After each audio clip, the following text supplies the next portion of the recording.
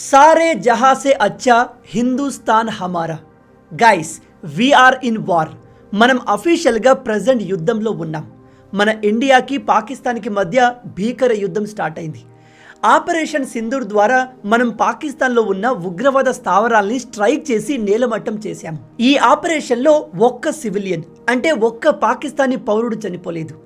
అయితే ఇక్కడ పాకిస్తాన్ ఇండియా ఉగ్రవాదుల్నే చంపింది కదా అని కామ్గా ఉండకుండా మన ఇండియా పైన భారీ అటాక్ని ప్లాన్ చేసింది.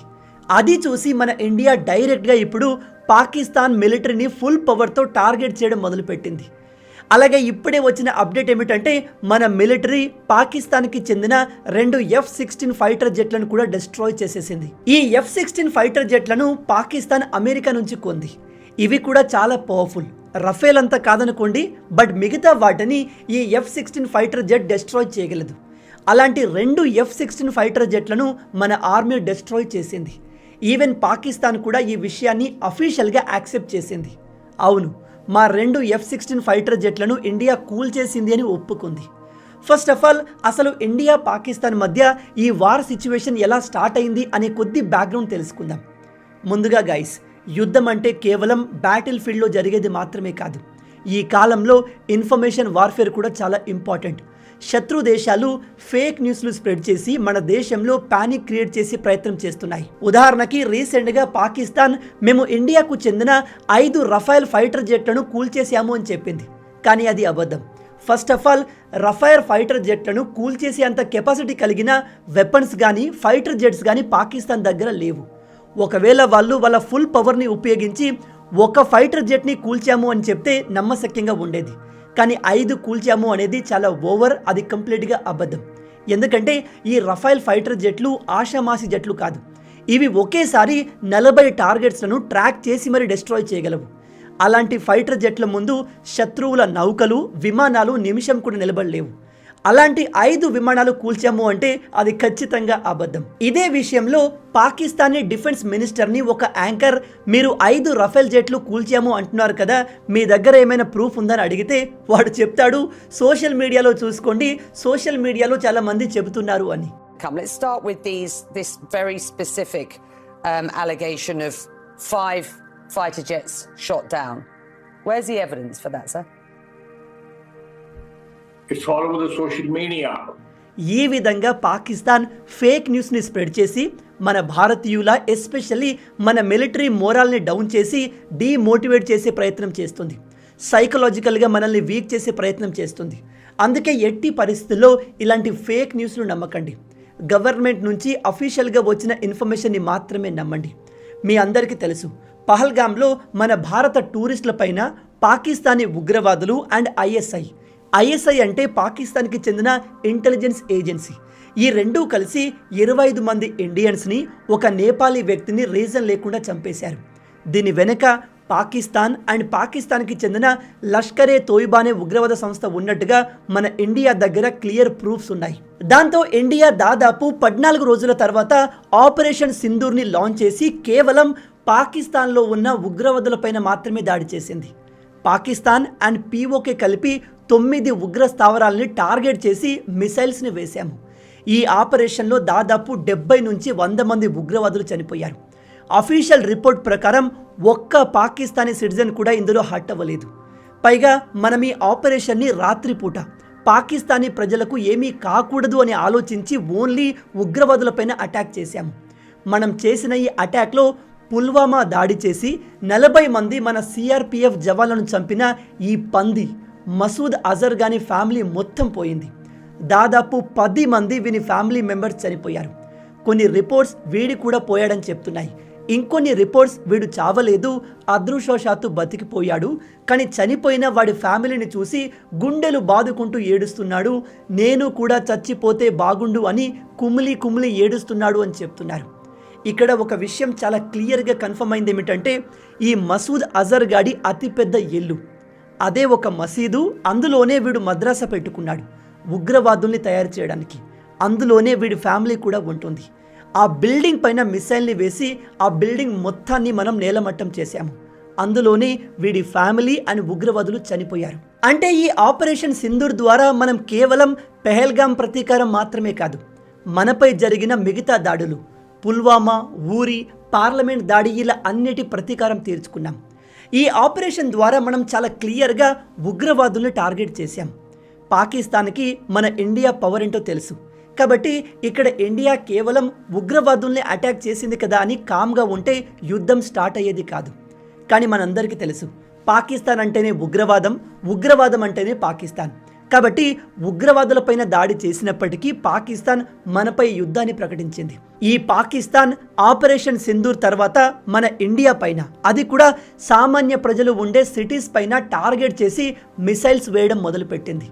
మీరు ఇక్కడ లిస్ట్ చూడవచ్చు. అవంతిపుర, శ్రీనగర్, జమ్మూ, పఠాన్కోట్, అమృత్సర్ ఇలా మన దేశంలో ఉన్న ఆర్మీ బేసులు, ఎయిర్పోర్ట్లు, నార్మల్ సివిలియన్ బిల్డింగ్స్ని టార్గెట్ చేసి మిసైల్స్ని లాంచ్ చేసింది. కానీ మన దగ్గర పాకిస్తాన్ కంటే అడ్వాన్స్ టెక్నాలజీ అండ్ వెపన్స్ ఉన్నాయి. ఆల్రెడీ పాకిస్తాన్ ఇలాంటిదేదో చేస్తుందని మనం రెడీగా ఉన్నాం. దాంతో పాకిస్తాన్ లాంచ్ చేసిన ప్రతి మిసైల్ని మనం మధ్యలోని అంటే ఆకాశంలోనే పేల్చేశాం.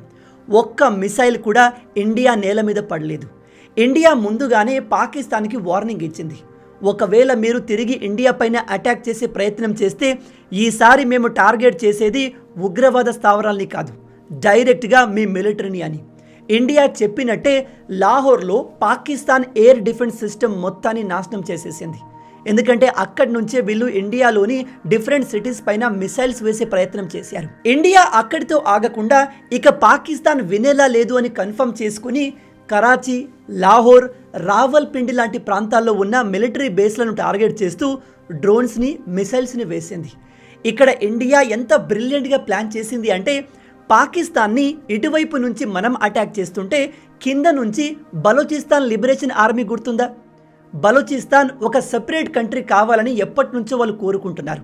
ఎందుకంటే ఈ పాకిస్తాన్ వాళ్ళు వాళ్ళ దగ్గర ఉన్న వనరుల్ని, విలువైన ఖనిజాల్ని దోచుకుంటున్నారు. కానీ వాళ్ళ ప్రాంతాన్ని డెవలప్ చేయట్లేదు. అందుకే వీళ్ళు మేము ఒక సెపరేట్ కంట్రీ కావాలని ఎప్పటి నుంచో పోరాడుతున్నారు. ఇప్పుడు వాళ్ళు యాక్టివేట్ అయి మనతో పాటు పాకిస్తాన్ మిలిటరీ పైన అటాక్లు చేస్తున్నారు. బలూచిస్తాన్ లిబరేషన్ ఆర్మీ చేసే అటాక్ మన ఇండియా లాగా ప్లాన్డ్గా ఉండదు. పాకిస్తాన్ పైన దాడి చేయడమే ఎజెండాగా వీళ్ళు వెళ్తారు. అలా వీళ్ళు చేసిన దాడిలో దాదాపు 80 మంది పాకిస్తానీలు, దాదాపు 20 మంది పాకిస్తానీ మిలిటరీ వాళ్ళు చనిపోయారు. ఇప్పుడు మీలో కొంతమంది కనిపించవచ్చు, పాకిస్తాన్ ఇంత స్టూపిడ్గా యుద్ధాన్ని ఎలా స్టార్ట్ చేసింది బ్రో? ఎందుకంటే మనం పాకిస్తానీ ప్రజలపైన కానీ వాళ్ళ మిలిటరీ పైన కానీ టార్గెట్ చేసి అటాక్ చేయలేదు. కానీ వీళ్ళు ఎందుకు ఇలా చేస్తున్నారు అని ఇక్కడ మీరు క్లియర్గా అర్థం చేసుకోవాల్సిన విషయం ఏమిటంటే, మనం ఆపరేషన్ సింధూర్ ద్వారా బార్డర్లో ఉన్న ఉగ్రవాదుల్ని చంపలేదు. పాకిస్తాన్ లోపలికి వెళ్ళి, డీప్ లోపలికి వెళ్ళి ఉగ్రవాదుల్ని చంపాము. ఈ విషయాన్ని పాకిస్తాన్ ప్రజలు కూడా గమనించారు. And Pakistan air defence system, దీన్ని వీళ్ళు చైనా నుంచి కొన్నారు. ఇది మన ఒక్క మిసైల్ని ఆపలేదు. మనం 24 మిసైల్స్ని ఉపయోగించాం. అందులో ఒక్క మిసైల్ని కూడా ఈ పాకిస్తాన్ ఎయిర్ డిఫెన్స్ సిస్టమ్ ఆపలేకపోయింది. అందుకే అక్కడి ప్రజల్లో ఫ్రస్ట్రేషన్ స్టార్ట్ అయింది. వాళ్ళు గవర్నమెంట్ని క్వశ్చన్ చేస్తున్నారు. ఇండియా మన పాకిస్తాన్ డీప్లోకి వచ్చి స్ట్రైక్ చేస్తుంది. వాళ్ళ మిసైల్స్, డ్రోన్స్ మన సిటీ మీదుగా ట్రావెల్ చేస్తున్నాయి. మీరేం చేస్తున్నారు? మీ దగ్గర అసలు ఏమైనా టెక్నాలజీ ఉందా? రేపు ఇండియా పాకిస్తాన్ మొత్తాన్ని డెస్ట్రాయ్ చేయాలి అంటే వాళ్ళు ఈజీగా చేయగలరు. మన పాకిస్తాన్ మిలిటరీ ఉండి ఏం ప్రయోజనం? వీళ్లకు ఇండియాని కౌంటర్ చేసే కెపాసిటీ ఉందా లేదా అని క్వశ్చన్ చేస్తున్నారు. అందుకే పాకిస్తాన్ గవర్నమెంట్ అండ్ మిలిటరీ ఇప్పుడు ఫుల్ ప్రెజర్లో ఉన్నాయి. ఇప్పుడు వాళ్ళు వాళ్ళ ప్రజలకు చూపించాలి, మనం కూడా ఇండియాను కౌంటర్ చేయగలము అని. కానీ వాళ్ళ దగ్గర అంత టెక్నాలజీ కానీ పవర్ కానీ లేదని గవర్నమెంట్కి, మిలిటరీకి బాగా తెలుసు. బట్ ఏదో ఒకటి చూపించాలి అనే ప్రయత్నంలో ఈ పిరికి పందలు మన ఆర్మీతో కాకుండా ఇదిగో ఈ జమ్మూ ప్రాంతంలో ఉండే సాధారణ ప్రజల్ని, వాళ్ళ విలేజెస్ని, ఇళ్లను టార్గెట్ చేస్తూ ఇదిగో ఇలాంటి ఆర్టిలరీ గన్స్ని ఉపయోగించి దాడులు చేస్తున్నారు. ఎలాగో ఈ పాకిస్తాన్ మనపైన వేసే మిసైల్స్ని మనం ఆకాశంలోనే పేల్చేస్తున్నాం. కొన్ని రిపోర్ట్స్ ప్రకారం ఇప్పటి వరకు పాకిస్తాన్ 100కు పైగా మిసైల్స్ వేసింది. వాటన్నిటినీ మనం ఆకాశంలోనే పేల్చేశాం. అందుకే ఇప్పుడు ఈ పాకిస్తాన్ బార్డర్ ఏరియాలో ఉన్న మన మిలిటరీ స్థావరాల్ని, సాధారణ ప్రజల్ని టార్గెట్ చేసి మనం కూడా ఇండియా పైన భారీగా దాడులు చేస్తున్నాం. పాకిస్తాన్ మిలిటరీ ఏమీ తక్కువ కాదు, చూడండి ఇంతమందిని చంపాము అన్నట్టుగా ఫేక్ న్యూస్లు, ఇండియన్ ఫైటర్ జెట్లను కూల్చేశామనే ఫేక్ న్యూస్లు క్రియేట్ చేసి వాళ్ళ ప్రజలకు భరోసా ఇస్తున్నారు. పాకిస్తాన్ ఎంత లుచ్చా కంట్రీ అంటే వాళ్ళ ప్రైమ్ మినిస్టర్ పార్లమెంట్లో నిలబడి అబద్ధాలు చెప్తాడు. ఫేక్ న్యూస్ను స్ప్రెడ్ చేస్తాడు. వీడు పార్లమెంటు నిలబడి చెప్తాడు, మేము ఇండియాకు చెందిన 5 రఫైల్ ఫైటర్ జెట్లు కూల్చాము అని. అది పచ్చి అబద్ధం. దానికి సంబంధించిన ఎటువంటి ఎవిడెన్స్ లేవు. అలాగే మనం ఈ ఆపరేషన్లో రఫైల్ ఫైటర్ జెట్లను పాకిస్తాన్లోకి పంపలేదు. మన రఫైల్ ఫైటర్ జెట్లు పాకిస్తాన్కి వెళ్లాల్సిన అవసరం లేదు. మన దేశంలోనే కొంత ఎత్తుకు వెళ్ళి అక్కడి నుంచి మిసైల్స్ వేస్తే డైరెక్ట్గా పాకిస్తాన్లోని టార్గెట్ని డిస్ట్రాయ్ చేయవచ్చు. ప్రజెంట్ పాకిస్తాన్తో బార్డర్ పంచుకుంటున్న మన అన్ని రాష్ట్రాలు, గుజరాత్, రాజస్థాన్, పంజాబ్, జమ్మూ కాశ్మీర్, ఈ అన్ని రాష్ట్రాల బార్డర్లో ఫైరింగ్ జరుగుతుంది. బార్డర్ ఏరియాలన్నింటిలో బ్లాక్అవుట్ ప్రకటించారు. పాకిస్తాన్ మిసైల్స్తో, డ్రోన్స్తో ఇండియాను ఏమీ చేయలేను అని గ్రహించి వాళ్ళ బ్యాటిల్ ట్యాంక్స్ని బార్డర్ ఏరియాలో తీసుకువచ్చి ఇండియా పైన దాడులు చేసే ప్రయత్నం చేస్తుంది. ఇక్కడ నేను మీ అందరికీ ఒక ఇంపార్టెంట్ విషయం చెప్పాలి. ఇక్కడ కనిపిస్తున్న ఈ S-400 మిసైల్ సిస్టమ్ని చూసారా? దీన్ని మనం సుదర్శన చక్రం, మహావిష్ణు గారి చేతిలో ఉండే సుదర్శన చక్రంగా పిలుచుకుంటాం. దీన్ని మనం 2018లో రష్యా నుంచి కొంటున్నప్పుడు అమెరికా చాలా అపోజ్ చేసింది. మీరు రష్యా నుంచి దీన్ని ఎందుకు కొంటున్నారు? రష్యా దగ్గర కొనకూడదు, మీ పైన శాంక్షన్స్ వేస్తామని బెదిరించింది. కానీ మోడీ గారు ఏమాత్రం వెనక్కి తగ్గకుండా మాకు ఇవి కావాలి అని అమెరికా బెదిరింపులను సైతం పక్కకు పెట్టి వీటిని కొన్నారు. ఇప్పుడు పాకిస్తాన్ మిసైల్స్ నుంచి మనల్ని ఈ సుదర్శన చక్రమే కాపాడింది. ఈ విషయంలో మనం భారత ప్రభుత్వాన్ని, మోడీ గారి డెసిషన్ని అప్రిషియేట్ చేయాలి. ఈ వీడియోను షూట్ చేస్తున్నప్పుడు ప్రజెంట్ టైం ఉదయం 5 గంటలు అవుతుంది. ఇప్పుడే వచ్చిన అప్డేట్ ఏమిటంటే మన ఇండియన్ నేవీ కూడా యాక్టివేట్ అయ్యింది. యాక్టివేట్ అవ్వడమే కాదు, కరాచీ పోర్ట్ మొత్తాన్ని డిస్ట్రాయ్ చేసినట్టుగా న్యూస్ వస్తుంది. దీని గురించి నేను నెక్స్ట్ వీడియోలో డీటెయిల్గా ఎక్స్ప్లెయిన్ చేస్తాను. వెళ్ళే ముందు మీ అందరికీ ఒక రిక్వెస్ట్, దయచేసి ఫేక్ న్యూస్లు నమ్మకండి. పాకిస్తాన్ ఎంత లుచ్చా కంట్రీ అంటే వీళ్ళు ఇండియన్ ఆర్మీ లొంగిపోయింది, ఇండియన్ ఆర్మీ పాకిస్తాన్కి సరెండర్ అయిపోయింది, ఇండియన్ ఫైటర్ జెట్లను పేల్చేశాము అని ఫేక్ న్యూస్లు స్ప్రెడ్ చేసి మన భారతీయుల అండ్ మన మిలిటరీ మోరాల్ని డౌన్ చేసి డీమోటివేట్ చేసే ప్రయత్నం చేస్తున్నారు. గవర్నమెంట్ నుంచి అఫీషియల్ న్యూస్ వస్తేనే నమ్మండి.